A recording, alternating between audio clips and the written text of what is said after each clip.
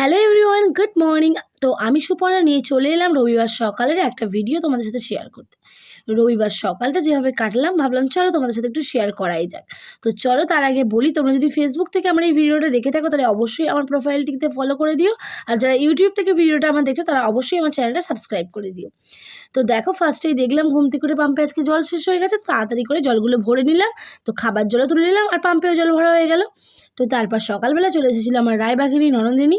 তো ও নিয়ে এসেছিলো আমার জন্য এই দেখো সুন্দর দুটো কুর্তি, যেহেতু সামনেই আমার অ্যানিভার্সারি, তো সেই উপলক্ষে ও আমাকে এই দুটো কুর্তি গিফট করেছে। তো কেমন হয়েছে জানিও, আমার তো ভীষণ ভালো লেগেছে, কালারগুলো এত মিষ্টি, আমার খুব পছন্দ হয়েছে। ডিজাইনটাও বেশ ইউনিক, খুব ভালো লাগছে, সামনে থেকে দেখলে না আরও ভালো লাগছে। তো গায়ে খুব সুন্দর ফিটিংসও হয়েছে, আর আমার তো খুব পছন্দ। তোমরাও জানিও কেমন লাগলো, আর কোন কালারটা বেশি ভালো হয়েছে সেটাও জানিও। তো তারপরে এদিকে চা বসিয়ে দিয়েছি, চাটা খেয়ে নেব। তো চাটা খাওয়া দাওয়া করবো তার আগে বলি, আমার শাশুড়ি মা আজকে বাড়ি থাকবে না, কারণ আজকে হচ্ছে মামা শ্বশুরের বাড়ি গৃহপ্রবেশ আছে, তো সেখানেই যাবে। তো আমার না এই বোতলে ভাবে জল খাওয়া থেকে কেউ একটু খারাপ ভেবো না, আসলে আমি গ্লাসে অত ধৈর্য ধরে জল খেতে পারি না, এই বোতল নেবো জল খেয়ে নেবো এটাই আমার অভ্যাস। তো দেখো আমার শাশুড়ি মা এদিকে রেডি হয়ে গেছে, বেরোবে এক্ষুনি। তো মাকেও চা দিয়ে দিয়েছি, মায়েরও চা খাওয়া হয়ে গেছে। তো গৃহপ্রবেশ আমাদেরও নিমন্ত্রণ ছিল, কিন্তু তন্ময় কালী পুজো করে আসার কারণে আজ যেতে পারিনি। তো এদিকে আমার ছোট্ট কিউট বেবি উঠে পড়েছে, তো ওকে ফার্স্টে ব্রাশ করিয়ে দিয়ে ভাবলাম ওকে আগে খাইয়ে দিই।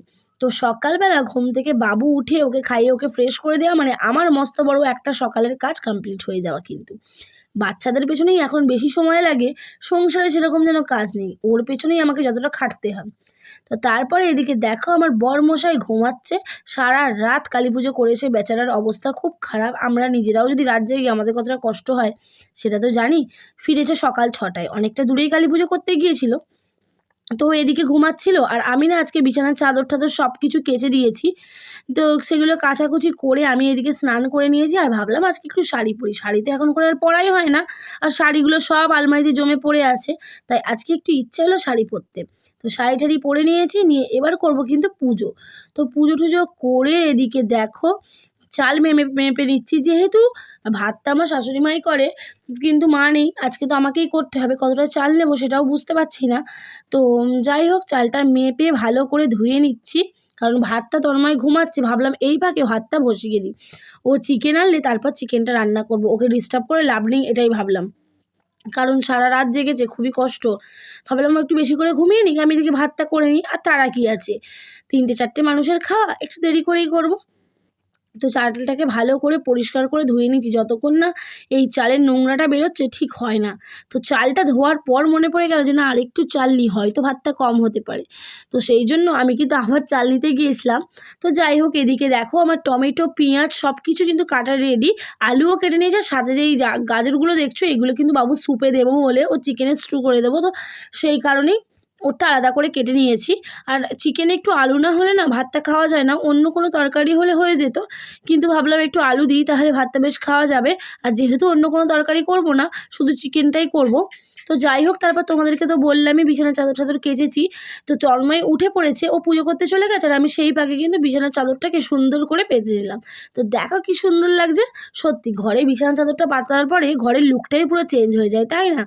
তো প্রথম দুদিন পাতলে তো সব থেকে বেশি দেখতে ভালোই লাগে, তারপরে আস্তে আস্তে একটু ঘাটতে থাকে, একটু অন্যরকম হয়ে যায়। তো ও যেহেতু বাজারে গেছে, কখন আসবে, এখন আমরা টিফিন করিনি, আজকে টিফিন করতে বেজে গেছিলো 11টা। আমাদের এত লেট হয় না, আমাদের 10টার মধ্যে টিফিন কমপ্লিট হয়ে যায়, কিন্তু আজকে যেহেতু দেরি করে উঠেছে সব কিছুই দেরি হয়ে গেছে। তাই কি করলাম, আলুটাকে ভেজে নিয়েছি, আর এদিকে চিকেনের যে মশলাটা, এই মশলাটা রেডি করে রাখছি। তারপরে এদিকে বাবুকে খাইয়ে দিচ্ছি আপেল, আর দেখতেই পাচ্ছ বাবু কাঁদছে, আসলে কি একটু বকা দিয়েছিলাম, ও আমাকে না বলে পাশের বাড়ি চলে গিয়েছিল, আর সামনেই যেহেতু পুকুর সেই জন্য আমাকে একটু বকেছিলাম যে আমাকে না বলে কেন গেছিস। তো তারপরে এই ডিমগুলো সিদ্ধ বসিয়ে দেবো, রবিবার তন্ময় বলে একটু ডিম সিদ্ধ করো, খাওয়া হবে টিফিনে। তো তোমাদেরকে দেখাতে গিয়ে আমার একটা ডিম হাত থেকে পড়ে ফেটেও গেছে। তো যাই হোক, কী করবো, সেটাকে আমি অমলেট করে নিয়েছি। অনেকটা পড়ে গিয়েছিল, কিছুটা ছিল। তো তারপরে এই ডিমগুলো সিদ্ধ করে নিয়েছিলাম, তো সেগুলোই ছাড়িয়ে নিয়েছি। তন্ময় আসার আগে এই কাজগুলো কমপ্লিট করে রাখলে না এতটা হুড়োহুড়ি করতে হয় না, তাই তন্ময় আসার আগে ভাবলাম কাজগুলো করে নিই। কি এটা? এটা কি করবি? আমি খাবো পেলে বলছি এই আমটা কে খাবে? আমি এই আমটা কেউ খায়? ভেজে খাবো। ভেজে খাবি? আম আবার ভেজে খায় কেউ? হ্যাঁ, কে ভেজে খায় আম? চাটনি দিয়ে। চাটনি দিয়ে ভেজে খাবি? ওইটুখানি আম নিয়ে এসে বলছো নাকি খাবে, কি অবস্থা! এই যে আমের সাইজটা দেখো তোমরা একটু। আর এদিকে সন্ধেবেলা বাবা আর ছেলে মিলে তো খেলা দেখায় মত্ত হয়ে গেছে। তো যাই হোক বন্ধুরা, আজকের ভিডিওটা তোমাদের কেমন লাগলো অবশ্যই কমেন্ট করে জানিও। তো এরকম আরও ভিডিও পেতে চাইলে অবশ্যই কিন্তু আমার প্রোফাইলটা ফলো করে দিও, আর ইউটিউব থেকে দেখে থাকলে অবশ্যই আমার চ্যানেলটা কিন্তু সাবস্ক্রাইব করে দিও। তো যাই হোক, সকলে সুস্থ থেকো, ভালো থেকো, আর সবসময় হাসি খুশি থেকো, আর অবশ্যই আমার পাশে থেকো, সাথে থেকো। চেষ্টা করবো তোমাদের সাথে আরও নতুন নতুন ভিডিও শেয়ার করার। তো চলো, টাটা।